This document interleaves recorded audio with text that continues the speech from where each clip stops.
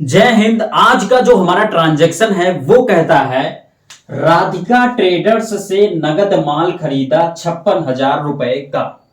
तो अब इस ट्रांजैक्शन का कैसे जनरल एंट्री किया जाएगा, इसको बहुत ही आसान भाषा में हम समझते हैं। दोस्तों, जब भी हमें किसी ट्रांजैक्शन का जनरल एंट्री करना होता है तो उसमें पहला स्टेप होता है कि इस ट्रांजैक्शन में कौन कौन सा अकाउंट ओपन होगा, इसको पहचानना। तो इसको कैसे पहचानेंगे यहां पर हम समझते हैं। दोस्तों, सबसे पहले वर्ड पर चलते हैं या सबसे पहले शब्द पर चलते हैं। पहला शब्द है राधिका ट्रेडर्स, ये एक पहला शब्द हो गया। अब राधिका ट्रेडर्स का अकाउंट ओपन होगा या नहीं ओपन होगा, ये बात उठता है।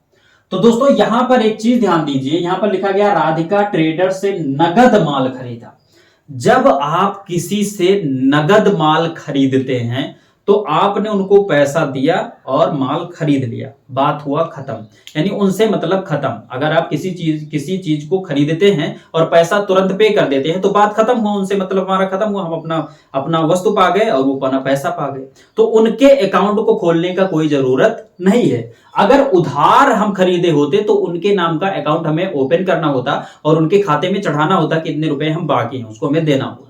तो इस कारण से उनका अकाउंट हमें ओपन करना होता। लेकिन जब हम नगद दे दिए तो उनका अकाउंट ओपन करने का कोई जरूरत नहीं है।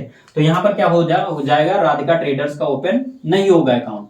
उसके बाद में यहां पर लिखा है से, तो से का कोई अकाउंट नहीं ओपन होता है। उसके बाद में लिखा गया है नगद। अब यहां पर अगर आप पैसे दिए तो आप अपने जेब से नगद रूप में दिए या फिर बैंक से कटवाए, ये चीज लिखना जरूरी है। अगर आपके बिजनेस से पैसा खर्च हो रहा है या अगर आपके पास से पैसा खर्च हो रहा है तो कैसे खर्च हुआ, कहां से पैसा गया, ये चीज लिखना जरूरी होता है। इस कारण से यहां पर कैश का अकाउंट ओपन होगा, यानी नगद का अकाउंट ओपन होगा। माल का कोई अकाउंट नहीं होता है, कभी भी नहीं ओपन होता, तो इसका अकाउंट नहीं ओपन होगा। खरीदा, तो खरीदा यानी परचेज किया, तो परचेज का अकाउंट यहां पर ओपन होगा। तो हमें मिल गया कि दो अकाउंट यहां पर ओपन होगा, एक कैश का एक परचेज का। अब दो अकाउंट हमें मिल गया। दूसरे स्टेप में हमें यह जानना होता है कि इन दोनों अकाउंटों में कौन डेबिट होगा कौन क्रेडिट होगा। इसको तभी हम जान पाएंगे जब हम ये जानेंगे कि ये दोनों अकाउंट किस अकाउंट के तहत ओपन किए जाएंगे। पहला अकाउंट हमारा क्या है, कैश का अकाउंट। कैश यानी नगद। अब कैश क्या है, कैश एक संपत्ति है। कैश के रूप में हमारा क्या गया, संपत्ति गया है। तो संपत्ति से रिलेटेड जितने भी अकाउंट होते हैं वो ओपन होते हैं आपके रियल अकाउंट के तहत। और रियल अकाउंट का गोल्डन रूल कहता है comes in debit goes out credit. तो ध्यान दीजिए, यहां पर जब आप कोई चीज खरीद रहे हैं, परचेज कर रहे हैं, तो आपके पास से पैसा जाएगा। तो पैसा क्या हो रहा है, गोज आउट हो रहा है। और जब गोज आउट हो रहा है तो गोल्डन रूल कहता है कि ये क्रेडिट हो जाएगा और इस कार्ड से आपका नगद यानी कैश क्रेडिट हो गया। उसके बाद में अब क्या बचा यहां पर, परचेज। तो अगर ये क्रेडिट हो गया है तो ये ऑलरेडी डेबिट हो जाएगा, लेकिन कैसे होगा ये आप जान लीजिए। खरीदा यानी परचेज किया। परचेज का अकाउंट जो होता है वो नॉमिनल अकाउंट के तहत खोला जाता है।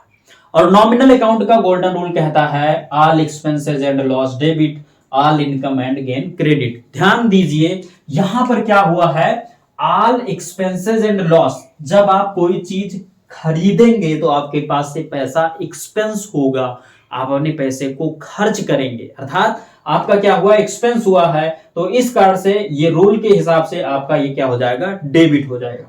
तो इस तरीके से ये आपका डेबिट हो गया। अब इसको कैसे लिखा जाएगा इसको भी यहां पर आप जान लीजिए। इसको लिखने का सिंपल तरीका है, आपको लिखना है सबसे पहले डेबिट वाला पक्ष, तो यहां पर आप लिखेंगे by purchase account, by purchase account debit कितना, 56,000 टू कैश अकाउंट क्रेडिट 56,000।